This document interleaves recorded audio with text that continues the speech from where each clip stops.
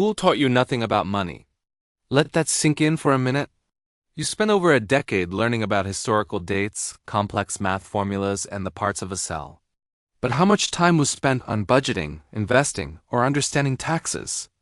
Probably zero, and you're not alone. It's a huge gap in our education system, and it leaves millions of us feeling lost and unprepared for the real financial world.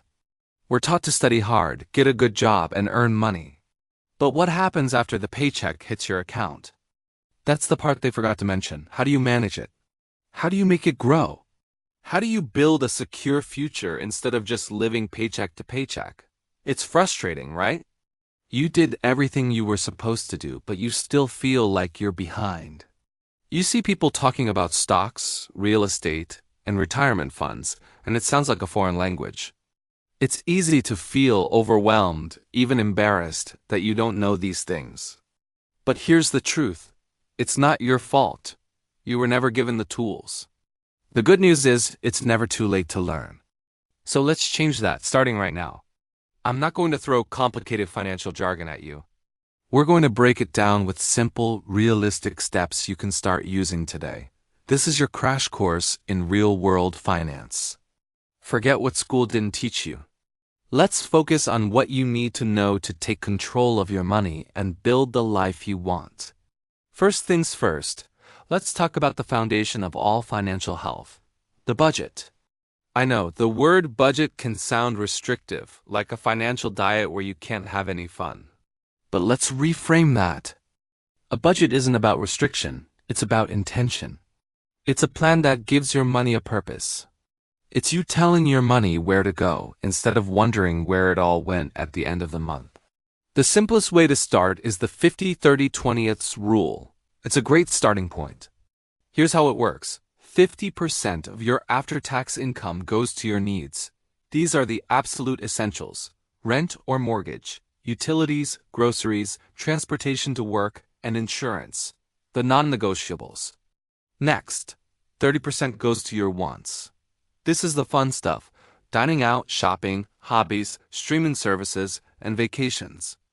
It's important to have this category because a budget that as all work and no play is a budget you won't stick to. Life is meant to be enjoyed. Finally, 20% goes to savings and debt repayment. This is the most powerful category for your future. This includes building an emergency fund, paying off high-interest debt like credit cards, and investing for retirement. This 20% is your ticket to financial freedom. Now, let's be realistic. These percentages are a guideline, not a strict law. If your rent is really high, your needs might be closer to 60%. That's okay. The point is to be aware of where your money is going. Use a simple app or even just a notebook for 1 month. Track every single dollar. You will be shocked at what you discover. That daily coffee, those subscription services you forgot about, it all adds up. Once you see the full picture, you can make informed decisions. You can decide if that daily latte is worth more to you than, say, an extra $50 a month toward your savings goal. The power is in the knowledge. Now that you have a budget, let's talk about that crucial 20%. The first goal within this category should be building an emergency fund. An emergency fund is your financial safety net. It's a stash of cash set aside for unexpected life events, like a car repair, a medical bill, or a sudden job loss. Without it, these emergencies would force you into debt, setting you back for years. How much should you have? A good goal is 3 to 6 months worth of essential living expenses. That's your needs category from the 50-30-20 rule. If your essential monthly bills are $2,000, you should aim for an emergency fund of $6,000 to $12,000. That sounds like a huge number, and it can feel impossible at first, but don't get discouraged. Start small. Your first goal is just $1,000. Automate it. Set up an automatic transfer from your checking account to a separate high-yield savings account every payday. Even if it's just $25 or $50, the key is consistency. A high-yield savings account is important because it pays you more interest than a traditional savings account, helping your money grow a little faster while still being easily accessible. Keep this money separate. Don't touch it unless it's a true emergency. Having this fund in place buys you peace of mind, which is priceless. It's the buffer between a problem and a crisis.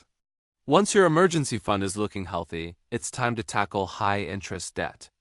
I'm talking about credit card debt, which often comes with interest rates of 20% or more. This kind of debt is a financial anchor. It's almost impossible to get ahead when you're paying that much in interest. Imagine trying to fill a bucket with a hole in it. That's what paying off high-interest debt feels like. There are two popular strategies for paying off debt: the avalanche method and the snowball method. With the avalanche method, you focus on paying off the debt with the highest interest rate first, while making minimum payments on everything else. Mathematically, this saves you the most money in interest over time. With the snowball method, you focus on paying off the smallest debt first, regardless of the interest rate. Once that's paid off, you take the money you were paying on it and roll it over to the next smallest debt.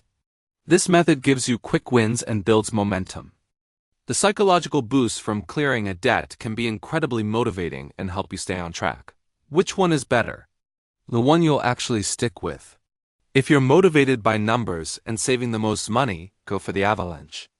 If you need those early victories to stay motivated, the snowball is your best friend. The most important thing is to have a plan and be aggressive. Throw every extra dollar you can find at that debt. It's time to break free. Now for the part that truly builds wealth, investing. This is the step that turns your money into more money. School might have made you think investing is only for rich people in suits, but that's a myth. Thanks to technology, anyone can start investing with just a few dollars. The most powerful force in investing is compound interest. Albert Einstein supposedly called it the eighth wonder of the world. It's when your investment earnings start generating their own earnings. Your money starts working for you 24/7. The key is to start early. Time is your greatest asset.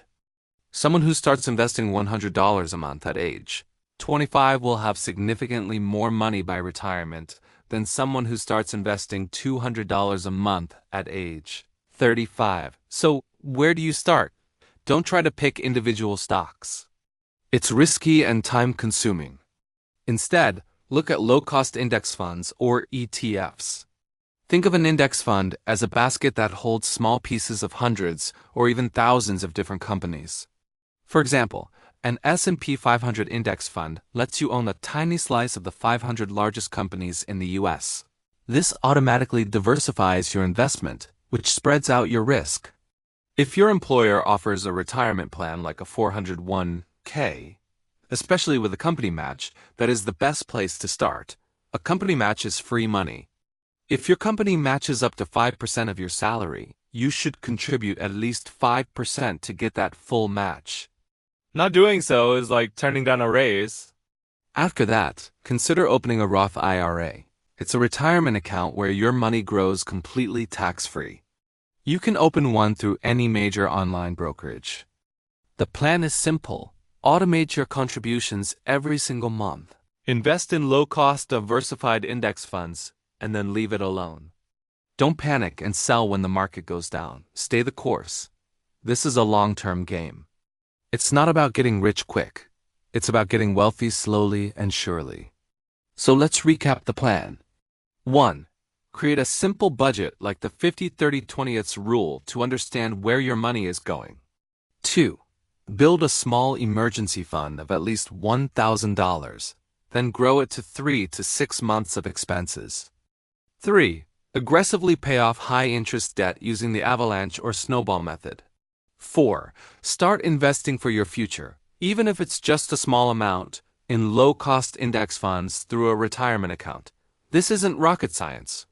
It's a series of simple habits, practiced consistently over time. The financial system can seem complicated, but the principles of building wealth are surprisingly straightforward. You don't need a finance degree. You just need a plan and the discipline to follow it. Feeling behind is normal, but staying behind is a choice. You have the power to change your financial future, starting today.